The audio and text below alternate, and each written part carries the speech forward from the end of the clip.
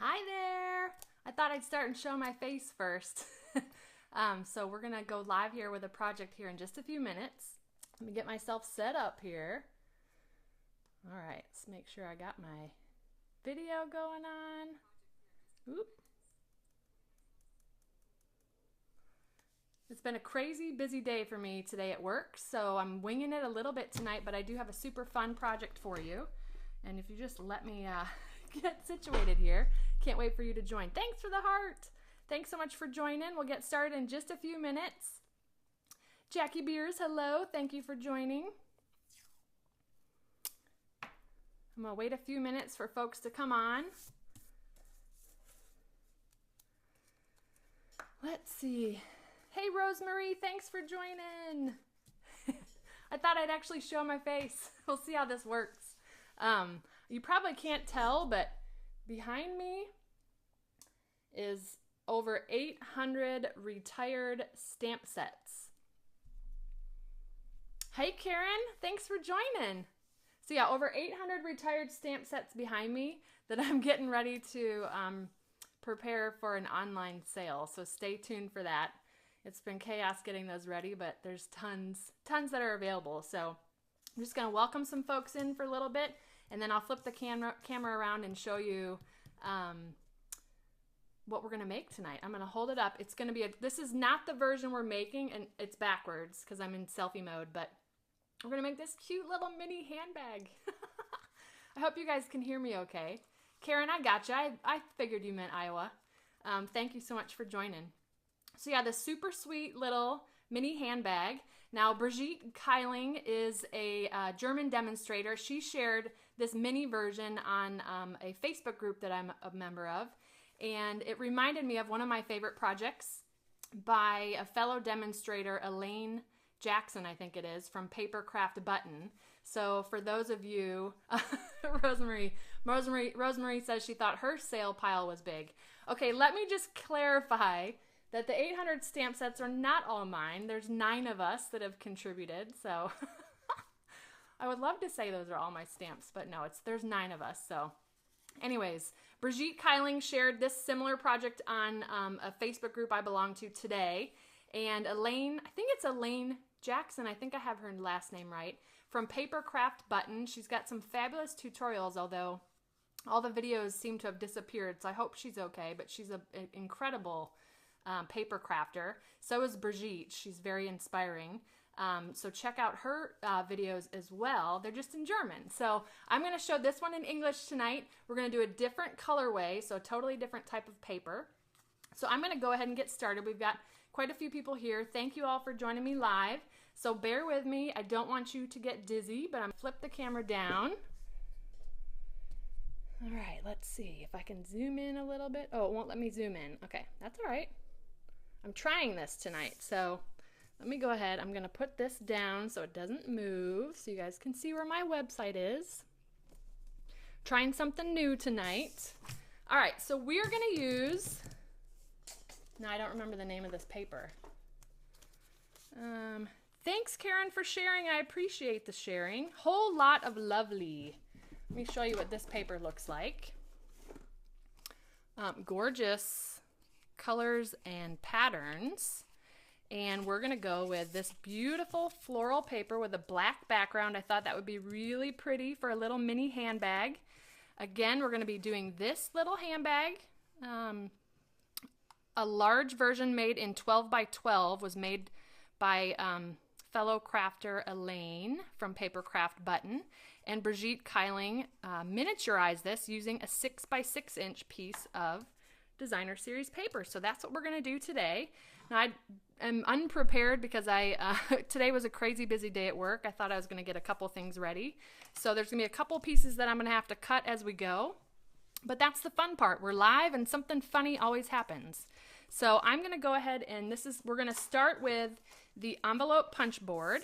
If you have any questions while I'm going through the project, just holler and I will address them as they come in. If I miss any, or if you have questions, if you're watching this on the replay, ask away and I will answer them for you. So again, this is 6 inch by 6 inch square, and we're going to start at the 1 3/8 inch mark.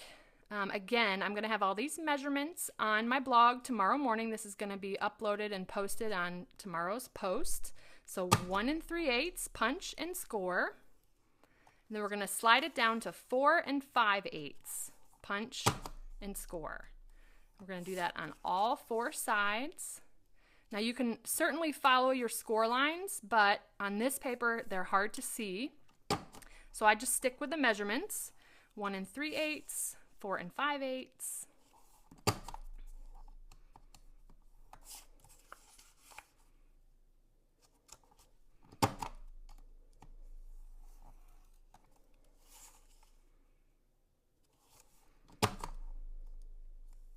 I hope everyone's having a wonderful day wherever you're watching from. We had a little bit of a rainy day here in the Atlanta area. Hey, Robbie, thanks for joining. All right, so that's all we need from the envelope punch board. Again, I know you can't see any of those score lines, so let me show you. Obviously, we haven't added all of these score lines yet, but what we just did were these vertical and horizontal score lines, okay? So the next thing I'm going to do, and I'll bring this template back for you, I'm going to go ahead, like I always like to do, to fold and burnish.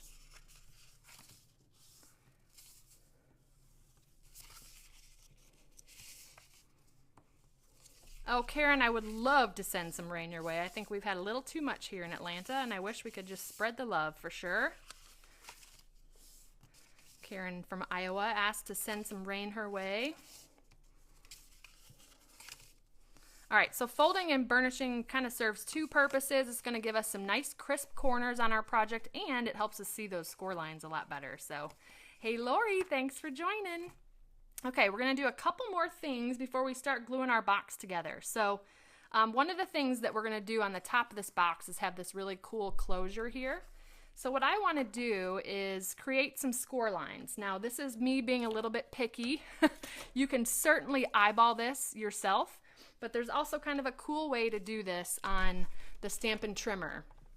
So what I do is, and it doesn't matter, both of these sides are equal in measurement, so just pick one side or the other, but we're going to do the same thing on opposite sides. So I'm just going to fold down this tab and fold this down. Well, I guess it doesn't really matter. You want to just make sure that this top thing is a flat surface. And I want to, right along here, okay, so this is kind of where we're eyeballing. I want that to be at the 1/2 inch mark. Just get that lined up. I'm kind of using this flat surface up here because I basically want to just score here at the 1/2 inch mark. Hope that makes sense. So basically this lines up at the 1/2 inch mark. We're going to do that on the other side. Hey, Andrea, thanks for joining. All right, and again, we're going to line up, kind of eyeballing this section right here at the 1/2 inch mark. And that's really just going to give us these score lines here. So we're going to have a 1/2 inch section that we'll use to close the purse together, or the handbag. What I loved about the large size of this handbag, when Elaine from Paper Craft Button came up with it, she modeled it after a Michael Kors handbag that she had, and I thought that was so cute because that's totally kind of what this looks like, a little designer handbag. So, all right, so we're done with the scoring there. Now what we're going to do is the flaps that we did not score. Hey, Diane, thanks for joining. Yes, Diane, I love purses too. That's a long story.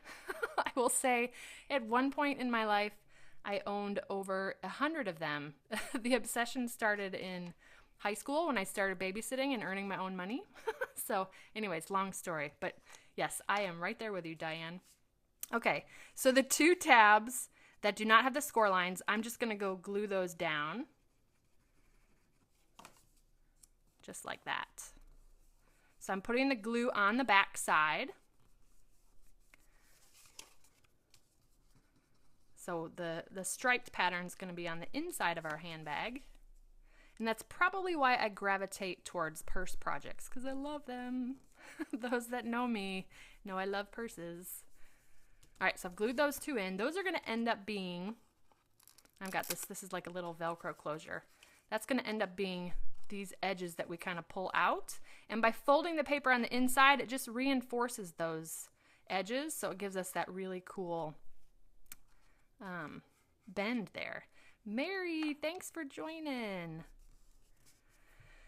All right, so, I'm just thinking this through as I do it.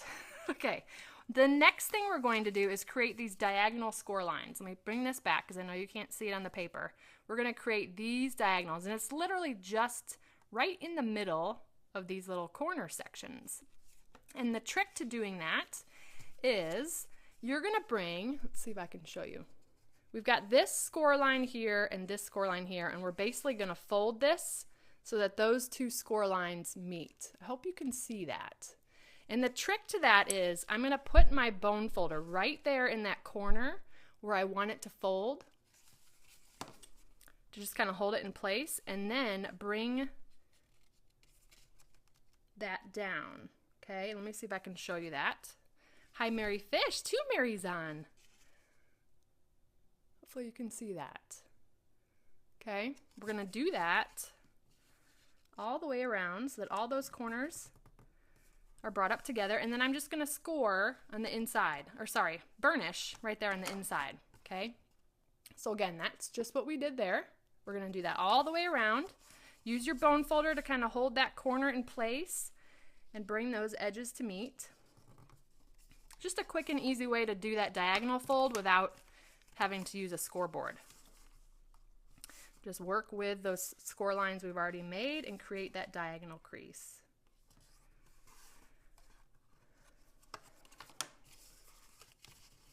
Hi, Linda. Thanks for joining. No worries about being late. That's what's great about the replay. Okay, so we've now added all of those diagonals. All right. So now, and I was trying to decide if I wanted to use tear and tape or liquid glue. I was trying to figure that out before the Facebook Live. I'm going to use, thinking, I'm going to use tear and tape because I think it'll be easier to explain where we put the adhesive because I can kind of lay it out for you. So what we're going to end up doing is adhering these on the side where we've got that scored tab, that little tab that's sticking out. Okay, so that's going to fold in there and that's going to fold in there. Okay, so what I'm going to do, and I'm going to lay out the tear and tape first. It's easier to kind of get it all laid out and then put everything together. Because once you get to the last corner that you're folding in, it starts to get a little bit difficult. So I'm going to do the same thing over here.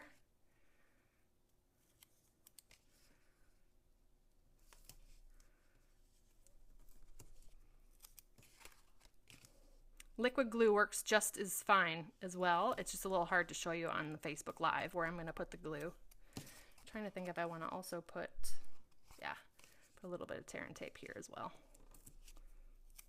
I love tear and tape for 3D projects as it holds really well. But I also think that the multi-purpose glue, which I always call the green glue, works just as well. So it's whatever you're most comfortable working with. You know, one of the benefits to the multi-purpose glue is that you have some wiggle room before it adheres down. Okay, so then, and I'm going to put all this tear and tape down first, and let's see, I'm going to do, okay. And then I will explain why I put tear and tape where I put it. Oops.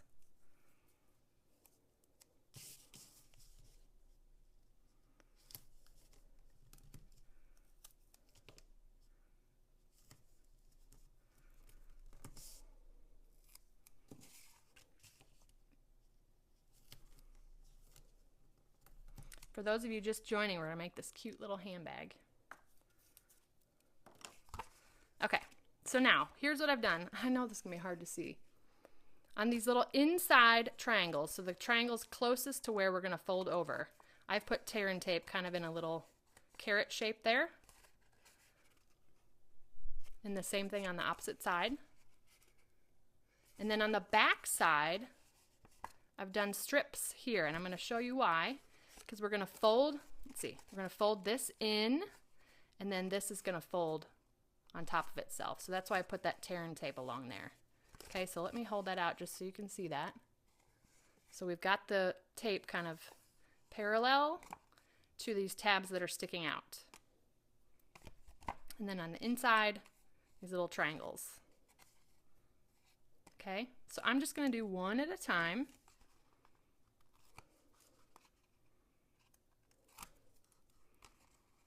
So fold that down.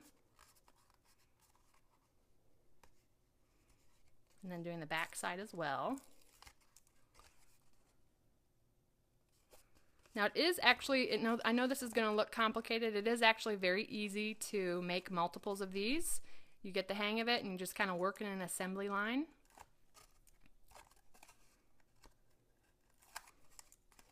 So again, fold that in. And then grab this tear and tape.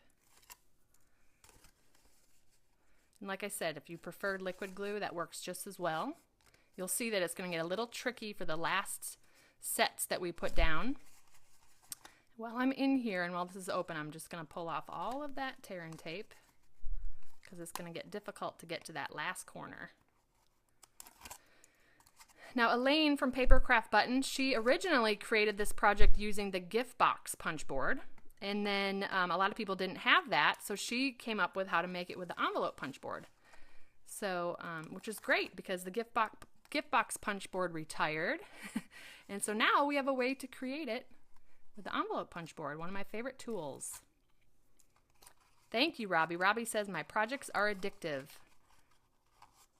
I agree. Paper crafting in general is addictive, right? All right, so I know this is hard. The last part is probably hard to see.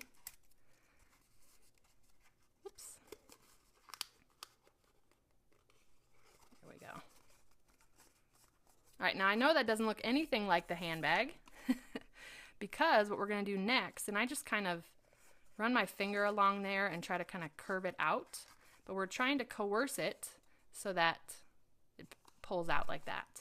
And you do want to be a little gentle, but once it starts to go, it's going to be very sturdy. So see that? So cute. All right, next thing I'm going to do is fold these where we put those score lines. Okay, and I'm just going to grab my bone folder here.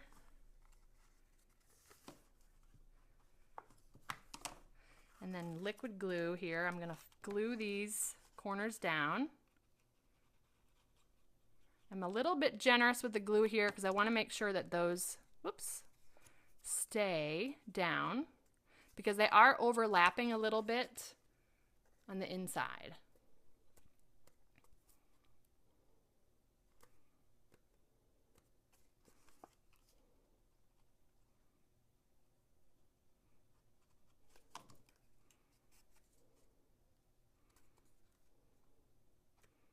Again, I'm just paying special attention to the tips that we just folded down to make sure that those stay put. And then I'm just going to fold these in. And that's what we're going to put some Velcro dots on to adhere.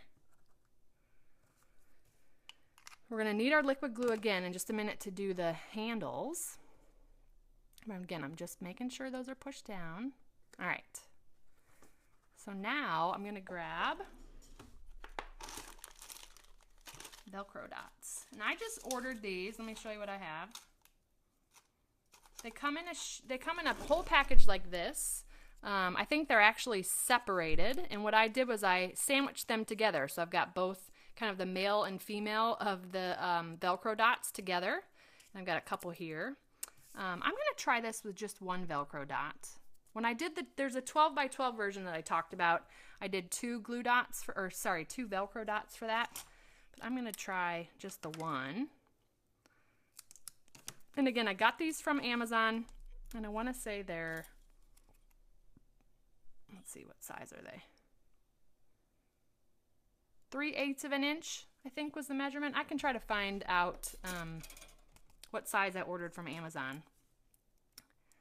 All right, so just peeling that backing away and trying to center that.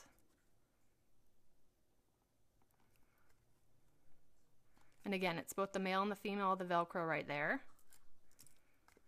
And then what I'm going to do is pinch this. I took the backing off the other side as well. I'm going to just line these up. Hopefully you can see what I'm doing here.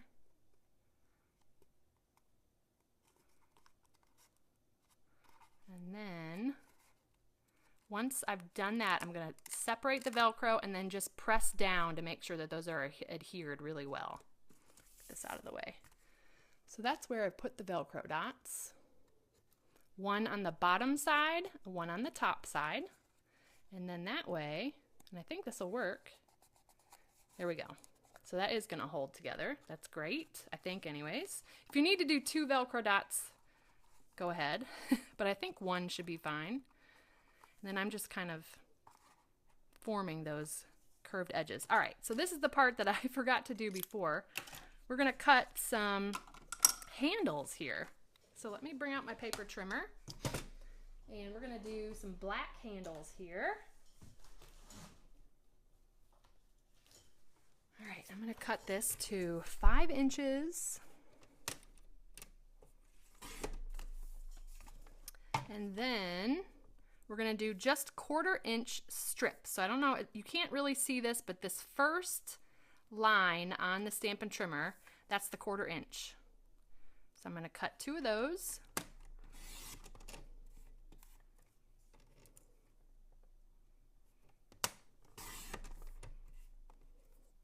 All right, and then the next thing I'm going to do is I'm going to put little 1/2 inch score lines on the end of each of these. Let me show you what I'm doing. So that's going to be right where we adhere the strap, and that just gives it kind of a little bit of movement by putting those 1/2 inch score lines. Not necessary, but I find that it helps me also see where to adhere. I'll show you when we glue it on there. Yes, Jackie says she loves that designer series paper. It is one of my favorites in the annual catalog. So again, you probably, I don't know if you can see that score line, but little 1/2 inch score lines on either end.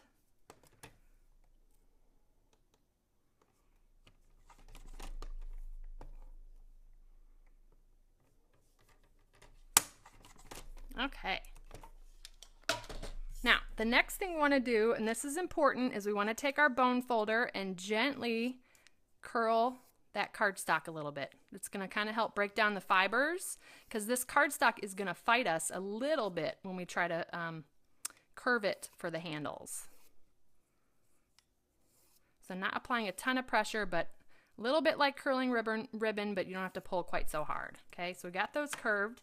And then kind of eyeballing where I put those score lines, I'm going to put glue on the lower part, so up to that 1/2 inch score line. And then I'm lining it up right here where that paper, where there's that paper seam. I'm going to put that right along there with that score line lining up with the top of the purse. That score line kind of serves 2 purposes. Helps the straps fold back and forth, and then shows us right where to put it.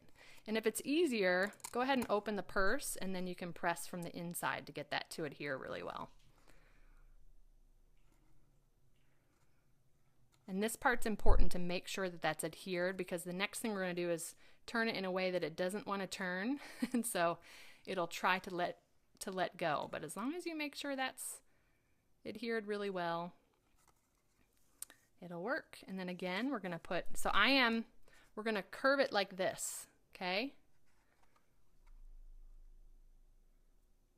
So we're going to put glue, again, on the back side of the paper, up to that score line.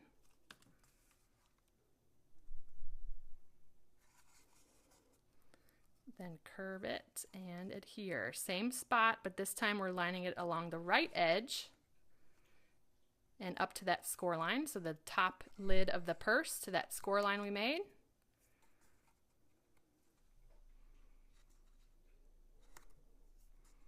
I'd love to have a purse that looks like this.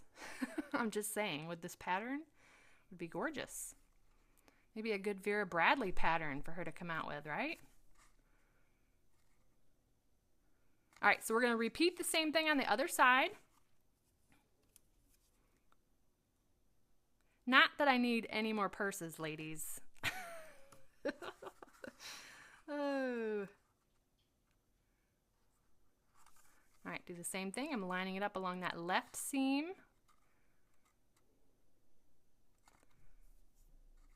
I was a little heavy with the glue there.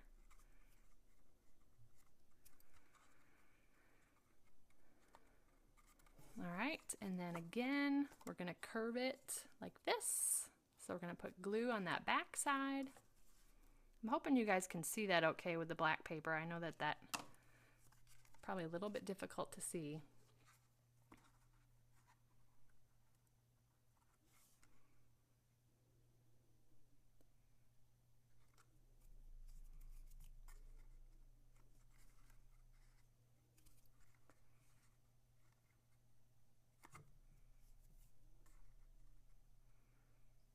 And again, I am just spending some extra time making sure that's adhered because that paper is going to fight us.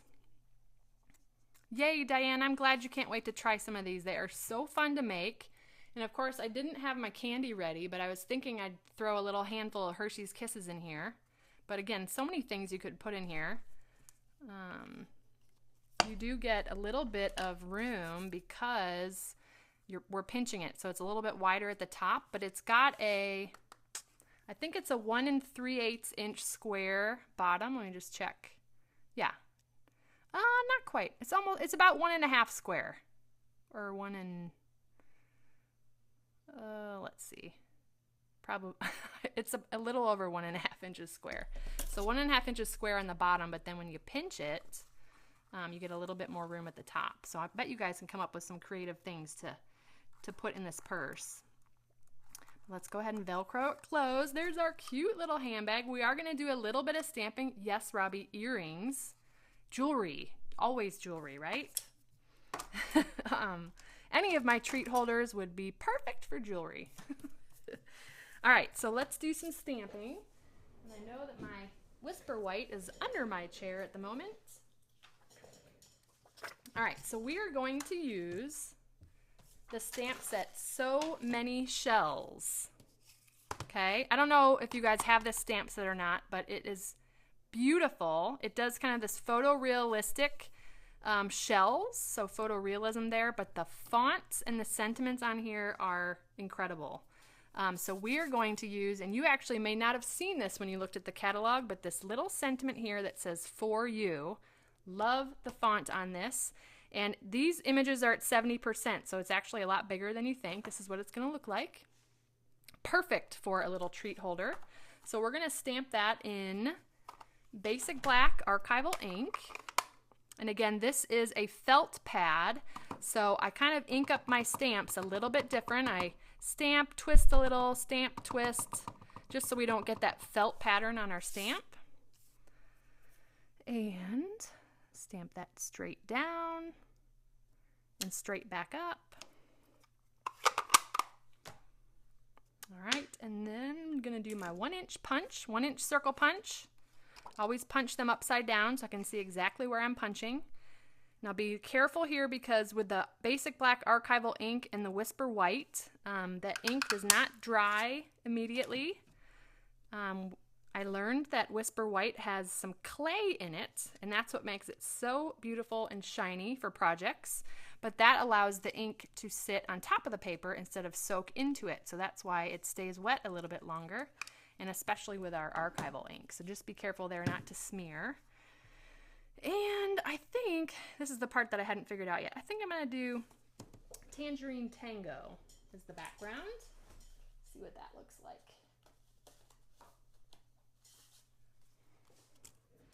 Yeah, I think I will like that. So I'm going to use the 1 1/4 inch circle punch. Hi, Ruth. Yes, I will post the live feed as soon as it's done. And I will also upload it to my YouTube channel, so you can catch it there as well. Yeah, so it will be there so you can watch the replay. Okay, So I just did, again, 1 1/4 inch circle punch. That's Tangerine Tango. And let me get my liquid glue here.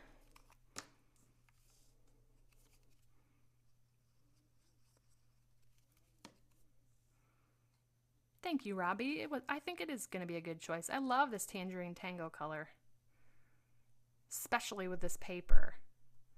So one thing I love about Stampin' Up! Is all the new designer series papers they come out with throws together color combinations that I would probably never pick, but they just rock it. They all go together so well. I'm trying not to smear that in case it's still wet. All right, so here's a little tip for you if you didn't know that.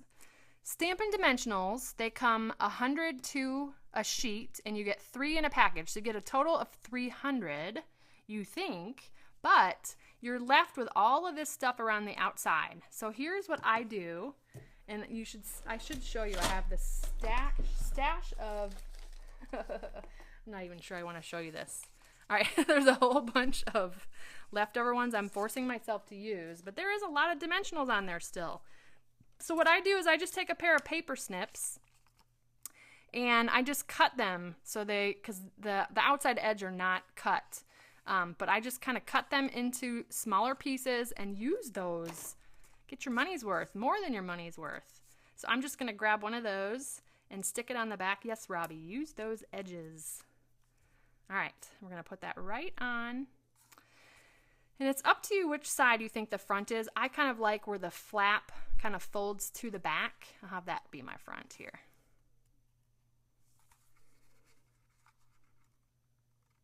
We'll put that right there on the front. And I'm feeling like it needs a little bit of bling. Let's see what we have here. Ooh. What do you guys think about a black rhinestone? So, sneak peek here. The new holiday catalog, we get black rhinestones. So save your Sharpies. You don't have to color your clear rhinestones anymore. We've got the black coming in, probably especially for Halloween, but I've already used them on projects. So let's grab, we'll do one of the largest ones. I'm just going to put one of those on. Oh boy, let's see. Yeah, I'm going to do a little bit off center there. All right, so there is our little mini handbag using a 6" by 6" square piece of paper. And I love these. I mean, they just have the cutest little handles. And again, since we put those score lines, those will kind of move out of your way for you so you can put your treats in. Yes, Robbie, I do hope those black rhinestones carry over. I think they're going to be a big hit.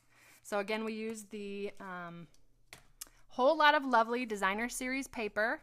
Tangerine Tango here, black rhinestone, black handles, and this again only uses a 6" by 6" piece of paper. Super cute.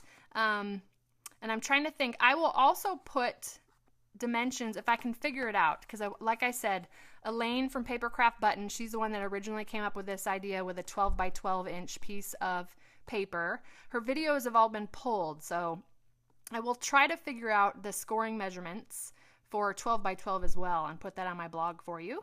So again, my blog is thepaperpixie.com, and if I forgot to introduce myself, which I always do, my name's Julie DiMatteo, and I'm an independent Stampin' Up! Demonstrator. So if you're interested in purchasing any of the products that I shared during today's Facebook Live, visit me at thepaperpixie.com. I have a shop link there, and I will also have all the products I used on my blog post that will post tomorrow morning at 5 a.m. That will be at thepaperpixie.com. There are ways for you to follow me there. You can get my blog updates via email, and I'm getting ready to put out a new newsletter, so you can also sign up for my newsletter as well. Couple of promotions that are going on right now. Don't forget to use your coupons that you earned in the month of July. You can use those in the month of August. And if you're interested in checking out Paper Pumpkin, which is our monthly kit, there is a special right now, or I should say starting August 11th, where you can get the kit for half price. So sometime between August 11th and September 10th, you want to take advantage of that deal if you've never tried it before. It is a great thing to get together with some friends and craft together because everything you need is included in the box. Sometimes you need to have your own pair of scissors or adhesive, but otherwise the inks, and for first-time subscribers, you're even going to get a clear block that comes with it. You get an exclusive stamp set and all the materials you need to make the projects. It's a fabulous kit. So normally is $20 per month, but they're offering it at half price. So go ahead and take advantage of that deal as well. Let me know if you have any questions. Thanks everyone for watching me live. And for those of you watching the replay, thank you. Let me know if you have any questions, and I will see you next week at 8 p.m. Eastern for my next Facebook Live. Take care, everybody. Bye.